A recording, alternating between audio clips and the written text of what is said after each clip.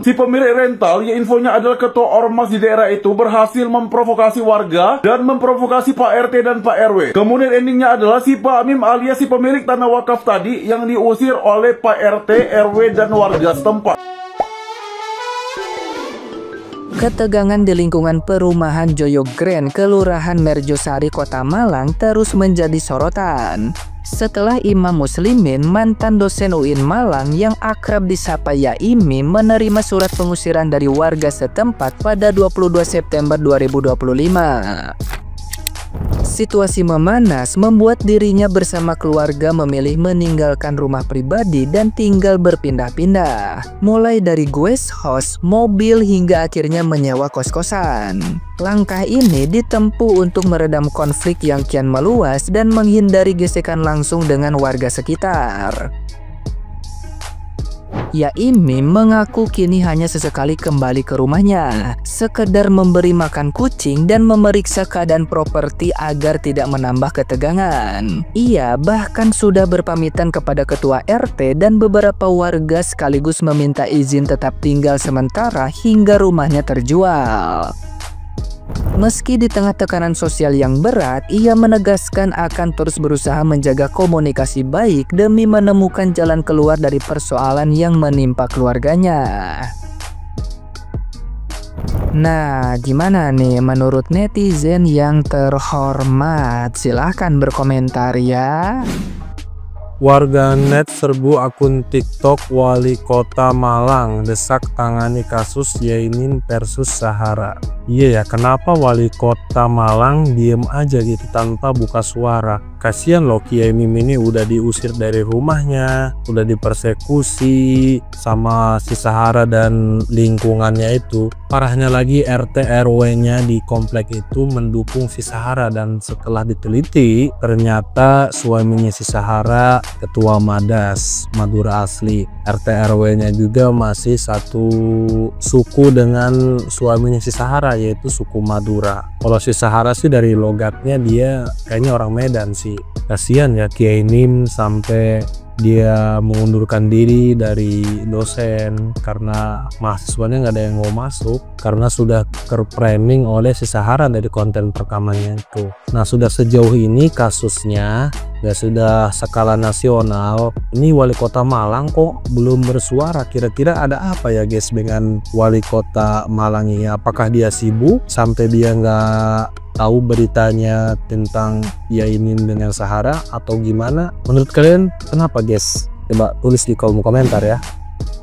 Pak Mim, mantan dosen yang mewakafkan tanahnya untuk jalan umum, kini malah diusir tetangga dan warganya. Nah, jadi Pak Mim ini adalah mantan dosen, namun dulunya beliau ini adalah seorang dosen. Namun sempat viral, diviralkan oleh tetangganya si pemilik rental lantaran kasus pelecehan. Padahal dalam terekam CCTV tidak ada kasus pelecehan. Namun karena nama baik beliau udah jelek, akhirnya beliau mengundurkan diri menjadi dosen. Dari awal, Pak Mim alias mantan dosen ini memang sudah cekcok dengan si pemilik rental alias tetangganya sendiri gara-gara tanah. Perlu diketahui Pak Mim ini adalah si pemilik tanah. Tanahnya ini sudah bersertifikat dan terdaftar, yang rela mewakafkan tanahnya ini demi kepentingan umum dan dijadikanlah tanah tersebut sebagai jalan umum. Nah, jadi awal pertengkaran si Pak Mim dengan si pemilik rental gara-gara Pak Mim ini menegur si pemilik rental yang memarkirkan mobilnya secara liar. Si pemilik rental yang memiliki pajak mobil, mobilnya ini terparkir liar, bahkan terparkir di halaman depan rumah si Pak Mim. Kesal karena si pemilik rental sering memarkirkan mobil liar di depan halaman rumah Pak Mim, akhirnya Pak Mim menandai dengan pot bunga di halaman depan rumahnya. Sebenarnya tidak ada masalah, atau itu juga tanah beliau memang diperuntukkan untuk jalan umum, bukan sebagai parkiran mobil rental. Si pemilik mobil rental akhirnya memviralkan si Pak Mim gara-gara katanya menutup lahan jalan. Si pemilik rental, ya infonya adalah ketua ormas di daerah itu, berhasil memprovokasi warga dan memprovokasi Pak RT dan Pak RW. Kemudian endingnya adalah si Pak Mim alias si pemilik tanah wakaf tadi yang diusir oleh Pak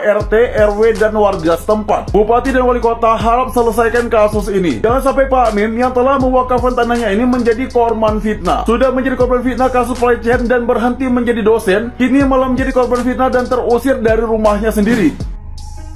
FYP, kalian pernah gak sih lewat bapak dosen dari UIN Malang versus rental yang dia bawa anak muridnya buat demo? Kira bapaknya dihujat, tapi sekarang keadaannya berbalik. Netizen memihak ke bapak dosen ini. Gue bakal jelasin kronologinya dari awal yang beredar di internet. Dari yang beredar di internet, bapak imam ini punya tanah sisaan dan dia serahin untuk jalan atau untuk umum.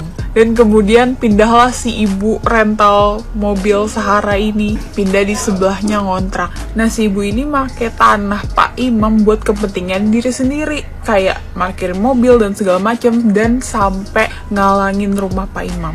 Ini membuat Pak Imam kesel karena ini bukan kepentingan pribadi lagi, tapi ini kepentingan yang dipakai perseorangan.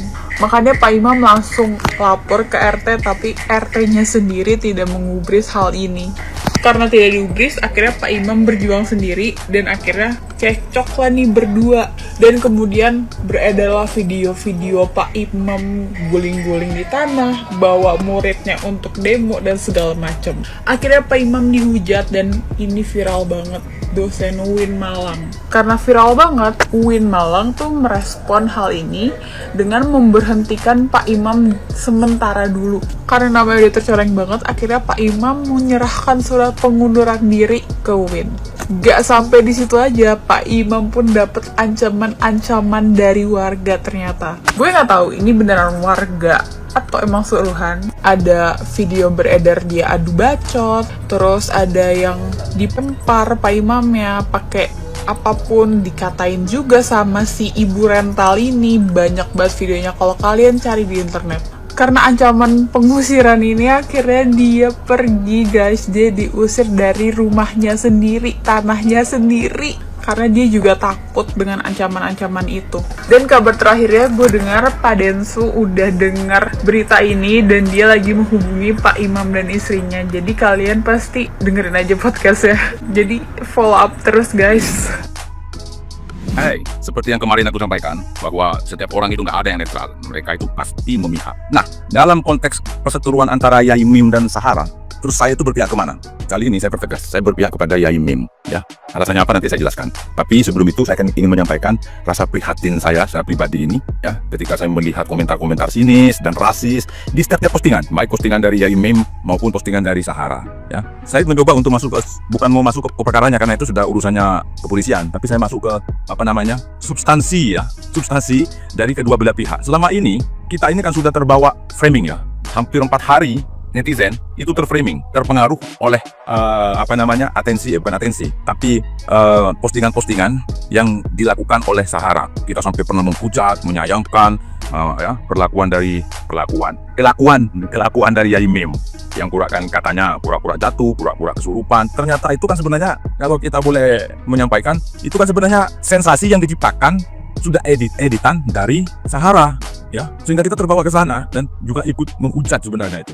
Dan berbondong-bondong kita memihak Sahara begitu ya. Tapi sebaliknya, ketika kita sudah menonton semua postingan dari Yai Mim, justru sebaliknya toh. Nah, tapi persoalannya bukan itu juga. Sebenarnya begini, saya tuh salut dengan istrinya Yai Mim itu, siapa Ros ya. Kalau kita lihat ya, itu cerdiknya sebenarnya. Kenapa saya memihak ke mereka itu? Cerdiknya. Selama ini kita kan dibanjiri, TikTok ini kan dibanjiri FYP, postingan-postingan Sahara. Wush, luar biasa postingan-postingannya. Sampai puncaknya Yai Mim itu dipecat, diusir lah macam. Tapi kalau kita lihat ya, semua postingannya Sahara itu ada istri Yai Mim yang juga ikut meliput. Tapi di hal yang sama, di waktu yang berdekatan, tidak pernah istrinya itu memposting hal yang sama tentang masalah ini. Baru di kemudian hari, postingan-postingan menjadi postingan kantor, menjadi postingan-postingan klarifikasi, konfrontir, sehingga itu mengembalikan keyakinan publik, penilaian publik terhadap kasus ini. Yang awalnya Sahara yang dianggap menjadi korban, kali ini sebaliknya, ya kan? Nah, saya menyayangkan juga ini, menyayangkan netizen yang reaksioner dan cenderung rasis di setiap komennya itu. Saya asli Madura, lahir, tumbuh, berkembang dan berkembang di Madura, ya. Sedangkan Yai Mim saya tidak tahu orang mana. Yang siapa ini? Yang Sahara, suaminya kan orang Madura. Saya mencoba untuk objektif. Saya jujur saja membela Yai Mim. Saya itu jujur saja membela dalam konteks hukumnya ini, sehingga kalau ini masuk ranah hukum, ya, saya berharap Yai Mim mendapat keadilan, nama baiknya dipulihkan, terus kemudian dia bisa bekerja kembali maksudnya menjadi dosen lagi, terus dia bisa menempati rumah itu lagi. Nah, sedangkan bagi Zahara dan suaminya, ya mudah-mudahan juga mendapat rasa keadilan juga, karena saya yakin tidak sepenuhnya ini salah suaminya taruhlah. Walaupun banyak yang mengatakan bahwa kalian kan hanya ngontrak, kenapa kok kalian sebegitu merasa memiliki? Orang ngontrak pun dia kan ngontrak pada tempat-tempat yang memang sudah jadi kesepakatan itu. Tidak bisa kita melakukan begitu ya. Mudah-mudahan lah. Luar biasa ini. Intinya saya memihak Yaimin. Kemudian Yaimin ini siapapun beliau yang tidak kenal, kemudian sehat. Clear.